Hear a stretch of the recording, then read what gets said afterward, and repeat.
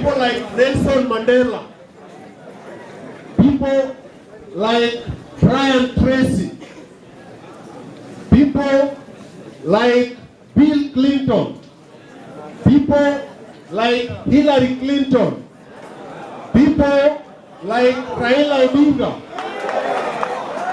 I studied their lifestyle so that I could able to find out whether they used to have specific reading habits when they were young, habits which may have made them who they ultimately became. And I've summarized that into a book.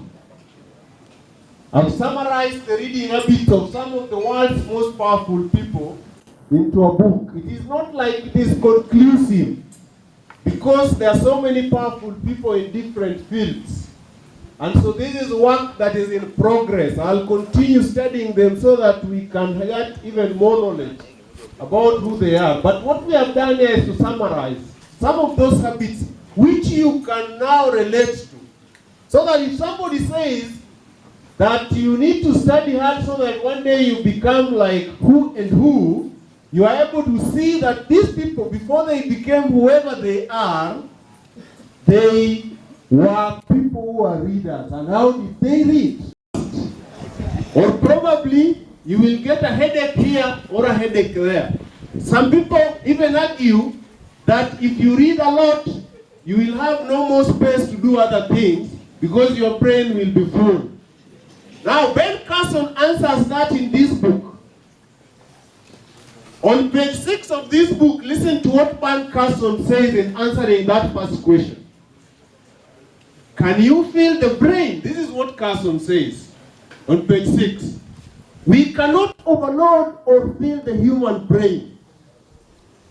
This divinely created brain has over 14 billion cells. If used to the maximum, this human computer inside our heads could retain all knowledge of humanity from the beginning of the world to the present and still have a lot of room left over. That's what you are carrying between your ears even now. You have a computer that has never been invented. What you have in your brain right now has not been invented by any human being yet. It is the greatest computer that ever lived. That your brain here can carry all the books in the library, all the books in Kenya, all the books that you may want to read and still have some room left. As you continue reading, this is what Ben Carson says, and I want you to listen so that you are not murmuring. You may lose a lot of important points. Ben Carson says that as you continue reading, you are emptying your mind instead of filling it. That your mind becomes freer. The cells stretch even more, and you have more thirst for more knowledge, and you want to even know more as you continue reading more. And so, let nobody cheat you that you have a small brain because it has nothing to do with your body size. It's very, by the way, it's a very small part of our human development. The brain just takes a very small part of the whole human being. But it is the greatest computer instrument that you have in your body because it can contain a lot of information. To change the direction. Wale wanatembea wakisema kwamba I want to tell you that your brain can take a lot more. But you see what happens? You see why you think it is not easy? It is because it cannot take the whole load at the same time. It stretches over time. Just like an athlete, you cannot run 24 laps in one day.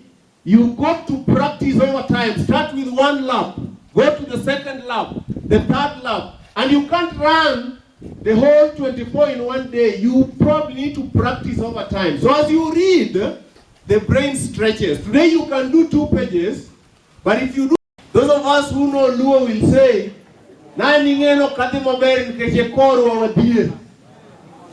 there are those who think that one's background will determine how far he can go or how many books he can read or how powerful it can. I want to tell you that from the stories of these people in this book, some of them had more unfortunate backgrounds like you.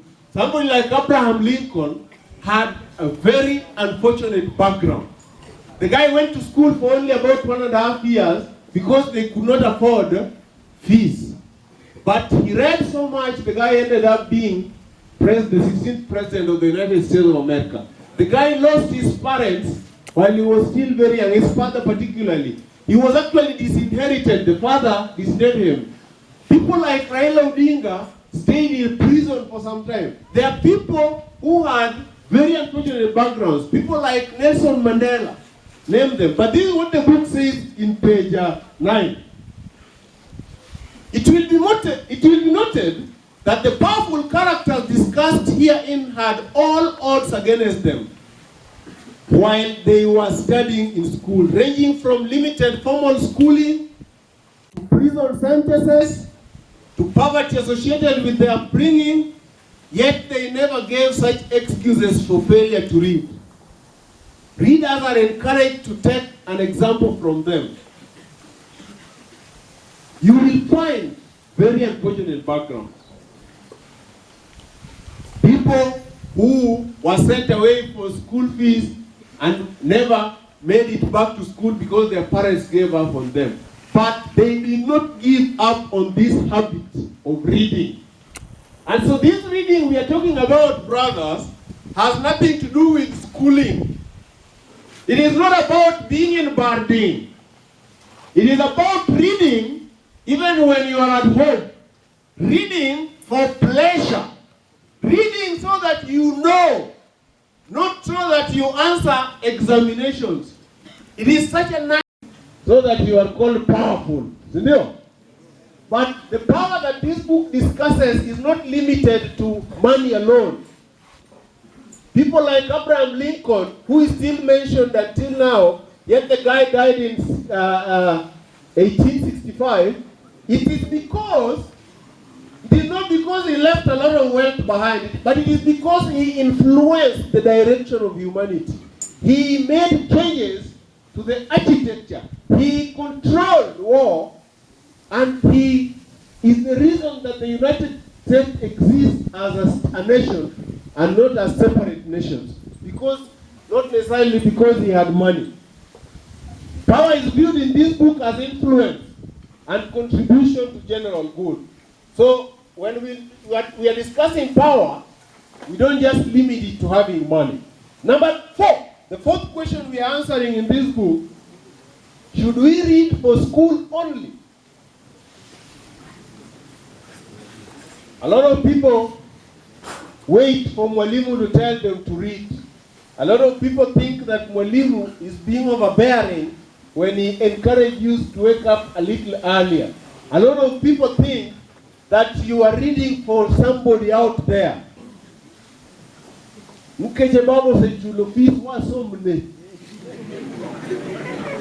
are people who have that kind of notion. Let me read so that I don't disappoint my parents. Let me read so that my parents can buy for me the next bicycle, or a car, or a motorcycle. Some people read so that they please somebody. But this is what the book says about reading. The person who stops studying merely because he has finished school is forever hopelessly doomed to mediocrity.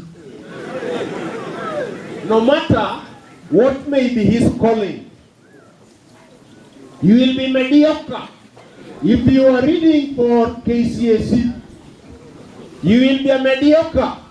If you are reading for end-term exams, you will be a mediocre. If you are reading for mid-term exams, you need to read for yourself. You need to read so that you know. Like I said, those who know look at those who don't know and laugh. They wonder, how do these people even exist if they don't know? Huh? And some of these people who don't know are some of the proudest. You read when you are also supposed to be cleaning the compound, you are supposed to be attending class, you are supposed to also be doing exams, where do you find time to read? The people in this book had different approaches to reading in terms of time. They would make time after people have gone to bed. Others would make time before people woke up. And you will meet different reading hours here. With them. They are night owls, people who read late into the night. An example is Barack Obama. So Barack takes wife and children to bed and then goes to his library every day. But then there are those who wake up early to read. They are called early birds. Andika chini bwana. Uko na kalamu na unaangalia tu. They are called early birds. So you need to find the best time to read. Because generally, you cannot read during the daytime. There's a lot of noise. There are a lot of activities going on. There are a lot of interferences. There are friends who want to meet you. You also need to make friends. You need to also make money. You need to also visit a few people here and there. And there are also people who visit you. Sometimes you take a book, na mtu ndio huyo amefika. Ako na story ya Arsenal. Na ameweka yeye story. Yani he doesn't see that you are reading. So if you don't want to, if you do not want to make enemies, what this book is suggesting is that you pick some quiet time, either late in the evening or early in the morning, so that they become your reading moments. Sawa? Mchana pia unaweza soma, but it's usually very tricky. There are a lot of distractions. Concentration is a bit difficult during the day, again because of the heat. But you know, in the morning, at 2 in the morning or 3 or 4 or 5 in the morning, every other ordinary person is sleeping. But because you don't want to be ordinary, you do not want. Sasa hata nikiuliza wangapi wangependa after form 4 wakuwe ordinary, sitapata hata mmoja. Most of you either want to be an engineer here, you want to be president there, you want to be a lawyer here, you want to be a doctor there. You do not